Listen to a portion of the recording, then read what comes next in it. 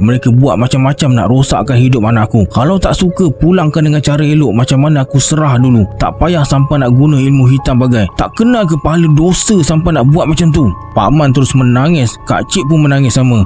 Ayah janji akan bawa Pak Man jumpa keluarga Syaz esok. Sampai rumah lepas hantar Tok Jang, Kak Fatih terus tarik Fia masuk dalam bilik dia. Kata Kak Fatih, hari tu dia ada ternampak Syaz dekat kedai makan dengan seorang perempuan. Tapi lepas Kak Fatih nampak tu, dia tak jadilah nak makan situ, pergi ke tempat lain. Esoknya dalam pukul 10 pagi, Fia, ayah, mak, Pak Man, Cik Som dan Kak Cik pergi ke rumah Syaz. Kak Fatih tak ikut sebab dia ada kelas. Sampai rumah Syaz, Pak Man suruh Kak Cik bagi salam. Mak Jah jawab salam dari dalam rumah. Bila Mak Jah buka je pintu, dia terjegir tengok muka Kak Cik. Lepas tu dia undur ke belakang macam nampak hantu. Mereka yang kat luar ni dah mula rasa pelik.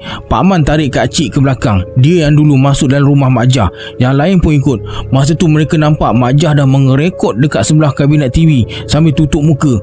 Mak cuba sentuh bahu Mak Jah. Bila Mak Jah angkat muka dan tengok Kak Cik, dia tutup balik muka sambil jerit, "Hantu, hantu, hantu." Bila dah jerit macam tu, menantu sulung Mak Jah, Kak Fiza, dia tinggal sekali dengan Mak Jah. Kak Fiza datang tengok dan tenangkan Mak Jah. Tapi Mak Jah asyik menjerit hantu, hantu, hantu je. Kak Fiza dah tak tahu nak buat apa dengan Mak Jah yang asyik meracau macam tu. Dia terus telefon Syaz. Lepas tu Fiza terus bawa Mak Jah masuk bilik dan suruh mereka semua tunggu dekat ruang tamu. Dari dalam bilik, mereka dengar lagi Mak Jah menjerit hantu, hantu, hantu. Memang terbukti yang Mak Jah lah penyebab Kak Cik jadi macam tu. Masa tu muka Pak Man nampak macam tahan geram je. Muka Cik Som pun ketat je. Setengah jam kemudian, Syaz balik. Bila Pak Man nampak je Syaz, dia terus tampar muka Syaz sekuat hati. Mereka yang ada dekat situ semua terkejut sebab Pak Man ni jenis lembut orangnya, bukan seorang yang pemarah. Ayah terus tenangkan Pak Man dan suruh duduk berbincang elok-elok. Akhirnya ayah juga yang kena cakap dengan Syaz sebab Pak Man macam dah tak boleh tengok muka Syaz. Asyik nak serang je. Ayah tanya Syaz, "Apa yang kamu dengan mak kamu dah buat pada Suraya?"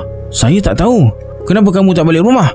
"Saya menyampah tengok muka Suraya." Ayah macam dah hilang sabar. Dia suruh Syaz panggil Mak Jah keluar. Fiza bawa Mak Jah keluar dari bilik. Nampak tenang dah sikit orang tua tu. Ayah tak buang masa, terus tanya Mak Jah apa yang dia dah buat. Kata Mak Jah, dari dulu lagi dia tak berkenan dengan Suraya. Sikit pun dia tak suka. Tapi disebabkan Syaz cinta sangat dekat Suraya, Mak Jah tutup je mata terima Suraya. Tapi sebenarnya Mak Jah dah ada calon sendiri untuk Syaz. Masa kenduri kahwin tu, macam-macam Mak Jah bagi amaran, tapi majlis tetap